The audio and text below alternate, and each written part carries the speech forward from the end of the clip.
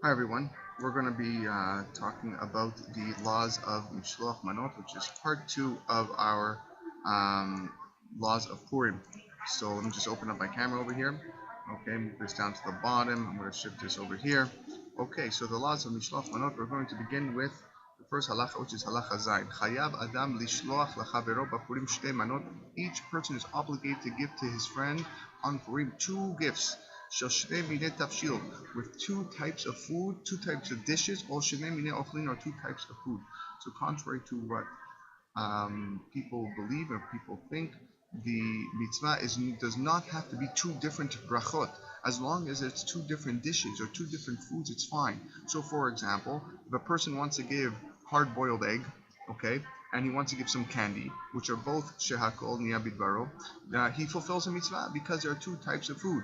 So there's a belief that it has to be two different brachas. That is incorrect. The halacha states nothing of that. As long as it's two different foods or two different dishes, you fulfill the mitzvah. So egg, hard-boiled egg and candy, or candy and meat, or a drink and meat will fulfill the mitzvah of mishloach manot, and it has to be done again two different types of foods.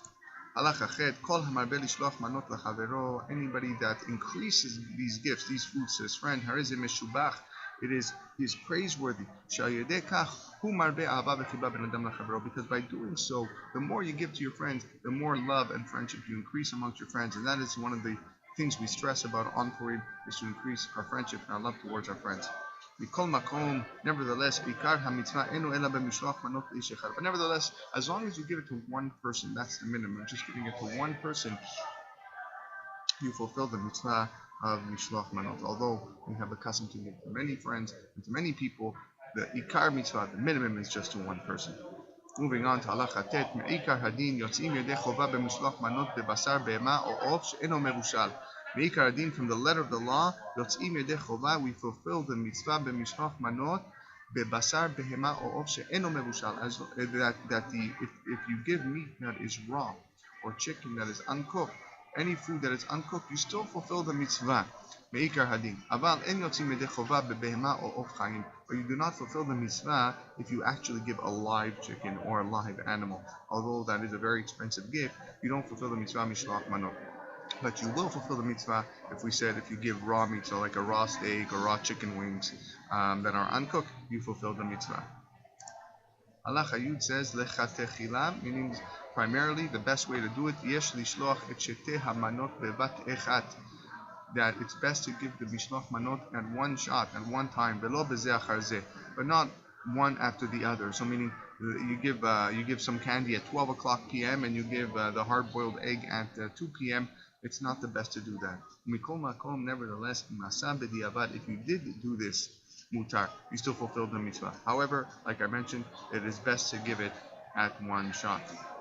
Moving on to halacha yud aleph, talking about the zman, the actual time to give mishloach manot. Zman mishloach manot hu beyom purim velo belayla. The time to give mishloach manot is during the day and not at night. Although there's a lot of people, unfortunately, they give mishloach manot at night. There's a lot of night parties on Purim.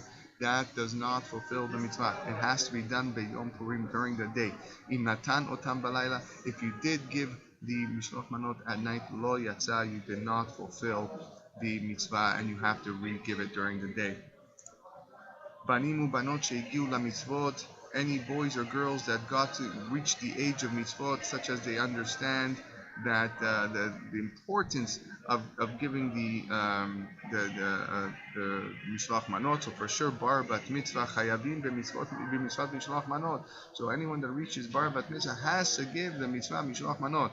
Even though those that are underneath the age of bar bat mitzvah don't have to, we definitely train them, and it's very good for chinuch to train them. But definitely, if you reach the age of mitzvot, you have to give mishloach manot. However, hasholeach manot lekatan shelo igia lamitzvot lo yatsa. So let's say you're bar bat mitzvah and you want to give a person that is below bar bat mitzvah some mishloach manot. You do not fulfill the mitzvah by giving someone that is under the age of bar bat mitzvah. You have to give it to an adult. An adult, according to Jewish law, is someone who is bar bat mitzvah. So understand that That's very important. Giving Mishloach Manot to a katan, to a child below bar bat mitzvah, does not fulfill your requirement for Mishloach Manot. Finally, halacha yud gimel, hasholech manot lechaverav. Someone gives his mishloach manot to his friend, ve'eno nimtza sham, and they're not there. Let's say they're not present, they're not at home. Yesh omrim shelo yatzei yedei chuvato. There are those that say that you didn't fulfill the mitzvah because you never gave it to anybody. You just left it by their door. You wanted to give it to a certain person and they weren't there. V'lachen yachzor ve'yishlach, and therefore you have to go back and give it to again. Sheyedah hamekabel mi shalach elav hamanot, so that the person who's receiving it knows exactly who gave him the gift. Now nowadays, we go on these Mishloach Manot runs and we start dropping off some gifts to people, or even though they may not be home, because they themselves are dropping them off. So it's very important that as long as the gift that you're giving has a name tag that says where it's from, so that when the person comes home and he receives it, he sees, oh, so-and-so gave me this, then at least with the name tag they know who it's from, and therefore you would fulfill the mitzvah. As long as there's a name tag. But if there's no name tag there and you're just dropping off something you don't know where it's from, how can you fulfill the mitzvah, Mishloach Manot, if the person receiving it doesn't know where it came from? Alright, good job.